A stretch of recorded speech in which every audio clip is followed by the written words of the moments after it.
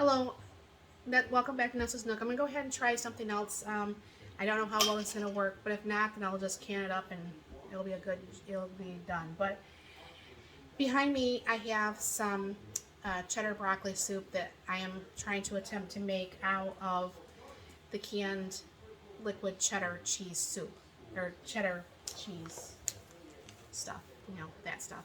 So, anyways, because I make my own queso, that what I wanted to do was to try to attempt to uh, actually freeze dry some. I have some that I recan from the can, and I made it into queso. So what I'm going to do is I'm just going to go ahead and put my own canned tomatoes in there. And then I have some freeze-dried hatch peppers. I'm going to stir it up.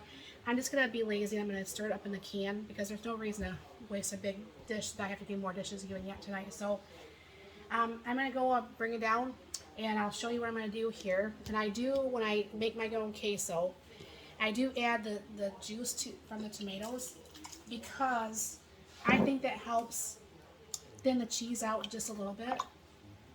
And then it makes it to me, just a little bit better to do. And because I can't handle a lot of spice. So, I'm just going to only throw a few hatch peppers in there, not a lot. I mean, enough to have it some taste, but not so much where it's just going to be like burn my tongue off. So I'll go ahead and throw in some of the hatch peppers. Now they're all over my counter. It's really nice when you can actually freeze dry this stuff or dehydrate it or whatever and have it shelf stable for when you do want to use it. I bought these hatch peppers when they were on sale at Kroger's probably a couple months back, and this way I just always have them. So what I'm going to do is stir my broccoli soup real quick.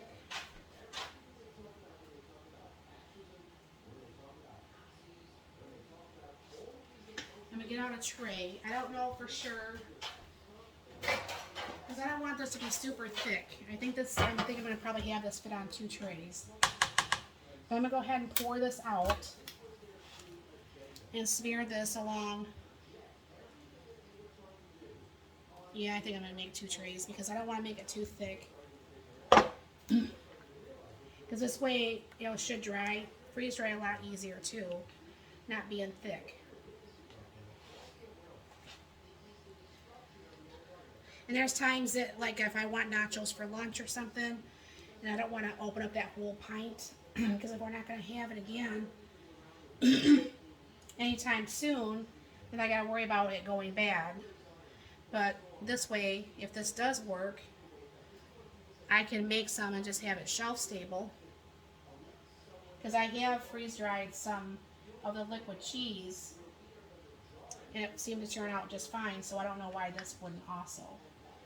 So I might have to add a little bit more to each tray, I don't know. And dump out the rest. I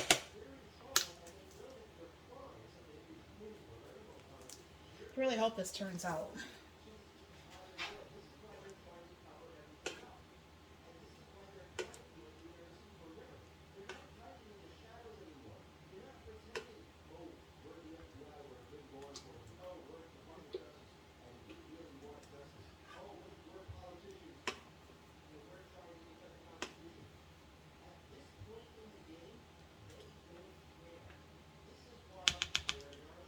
I think this tray has a little bit more, so I'm going to put the rest of that on that tray back there.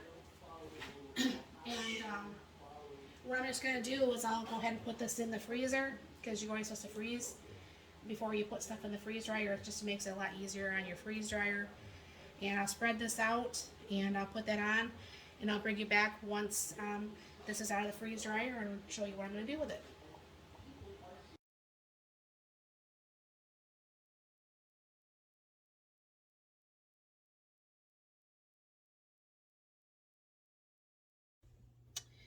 Hello, my friends, I'm back.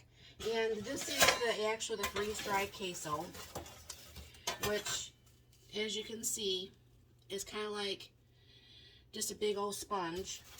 I was really concerned about how well this would come out of the tray without using parchment paper. This has absolutely, totally shocked me. I'm reusing the bag that I had the broccoli in to go ahead and put that in there, because it's the same 10-pound can of the liquid cheese. I am so pleased with how well this has lifted out of here without parchment paper. That makes me very, very happy. Usually things don't come off without parchment paper this easy, just to let you know. And like what I'm going to do with what I did with the broccoli and cheese soup is I start everything off, usually because sometimes I don't have time because I'm working and all that. I'll start things in the 2.5 gallon bag. These ones actually came from the dollar store. And what I'm going to do is, I don't want to put this in the food processor. Let me bring it down just a little bit more, because it's got the bits of tomatoes, and I think that would kind of defeat the purpose. Is I'm just going to roll and pin this.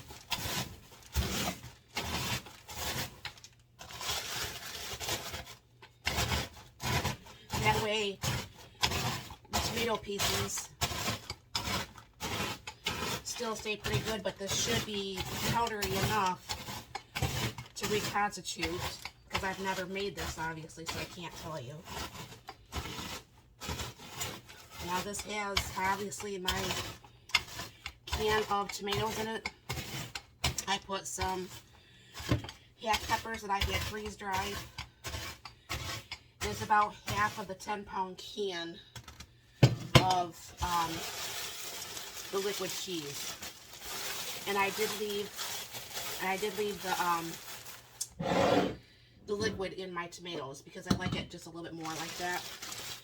So what I'm going to do is, because this is going to be used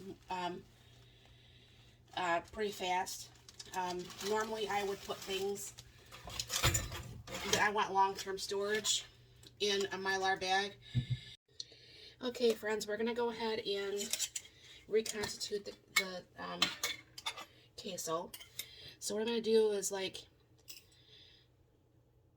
yeah, probably just what would be 2 tablespoons there.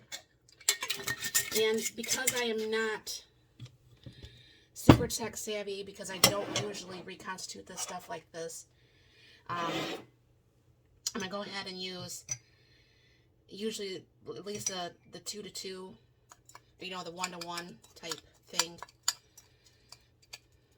I can see where I can use a little bit more water than that. So that's like 3 tablespoons to the 2.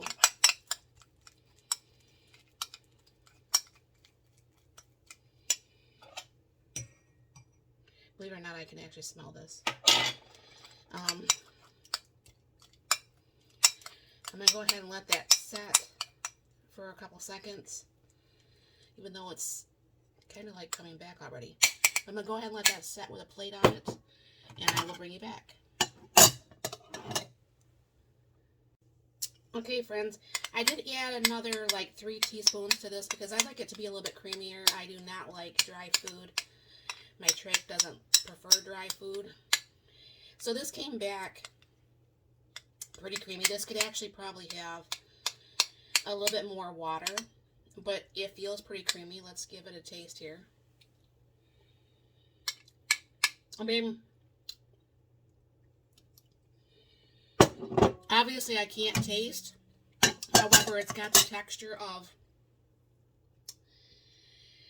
the what it tastes like, you know, what it feels like in my mouth, I guess. So it's, I don't know what the exact ratios is. It probably depends on how much you have of it. But for that 2 teaspoons, it was probably about 8 tablespoons to get or teaspoons to get the consistency that I like. So thank you very much for stopping by. You have a very blessed and wonderful day.